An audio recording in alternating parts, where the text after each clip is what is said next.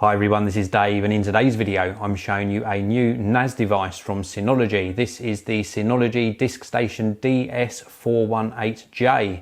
It's a 4-bay network attached storage device, and the idea behind something like this is you load it up with hard drives. You use it as a central file storage location, so you can put your photos on here, video files, etc. And then instead of connecting it to a single computer, you connect it via Ethernet to your home or small business network. And then you can access those files across multiple computers. And that can be Windows computer, Mac computer, even mobile devices, things like a smartphone or tablet. In fact, you can even use this to stream video files to something like a large screen TV. Now, for this particular video, a big thank you must go out to Seagate. I'm using 2 of their Ironwolf hard drives, and these are actually designed for use within a NAS device. And I've got two 2TB ones here. This is a 4-bay NAS, so I could actually install 4 2TB drives, or I could actually install up to 10 TB drives, which will give me up to 40 TB of storage capacity, all inside this box. So without further ado, let's take a look around the DS418j, and it's a really nicely designed product. Across the front here, in the center, we've got the main power on and off button. We've also got some status LEDs. Inside, we've got a 64-bit dual-core 1.4 GHz processor. We've also got 1 GB of DDR4 RAM. And when you've got hard drives installed in this, you can get over 112 megabytes per second read speed and up to 87 megabytes per second write speed, which is really very impressive indeed. Round on the side, and this is the same on both sides, we've got the Synology logo. Behind this is like a mesh type material, and this actually aids with heat dissipation from the inside of the case. And then round the back, we have got the input for the included power supply that you get inside the box. We've also got the gigabit Ethernet port, and we've also got a couple of USB 3 ports. And these are really important because if you wanted to connect an external USB hard drive, for example, you could do that and then run a backup so that you're actually backing up some of the data onto an external USB hard drive. Now, last but not least, we've got a couple of fans here. These are audible while the unit is switched on, but they're not too loud. They're nice and small and not really obtrusive on the working environment. And then we've got these toolless sort of thumb screws. You can actually unscrew them with a screwdriver, but they've got a nice sort of knurled edge to them, so you can unscrew them without any tools. And then once these are removed, you can gain access to the drive bays inside.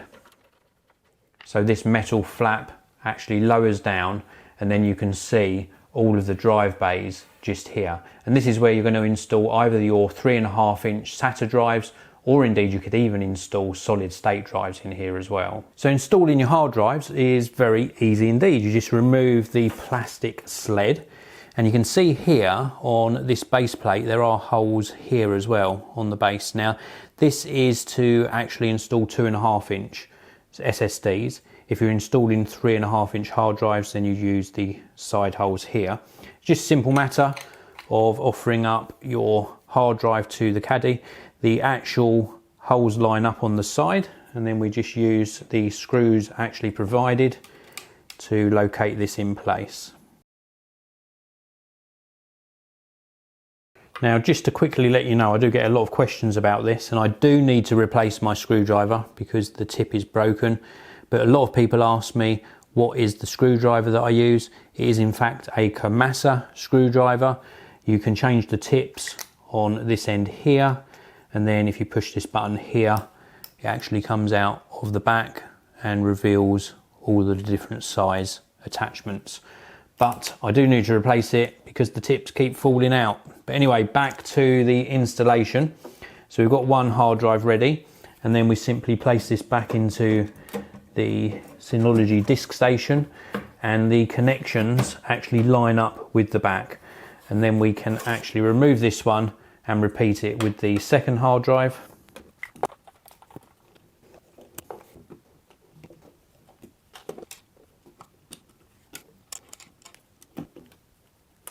And then again, once this is done, the actual connectors for the SATA hard drive will line up with the connectors inside the Synology disk station.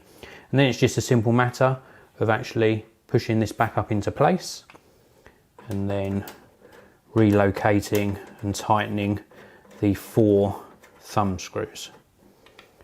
Now whilst I'm doing these up, something I did forget to mention to you on the back of this device is just in this top right hand corner here, there is a tiny little slot.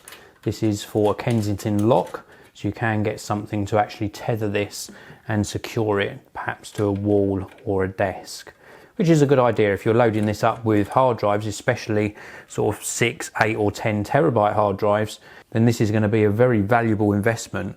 So loading up with expensive hard drives, it's a really good idea to use this slot and tether it down. So once you've got your hard drives installed and that back cover back on, all you have to do is plug it into the power, connect it to an Ethernet socket in your home or small business network, and then you run the really easy to use Synology software.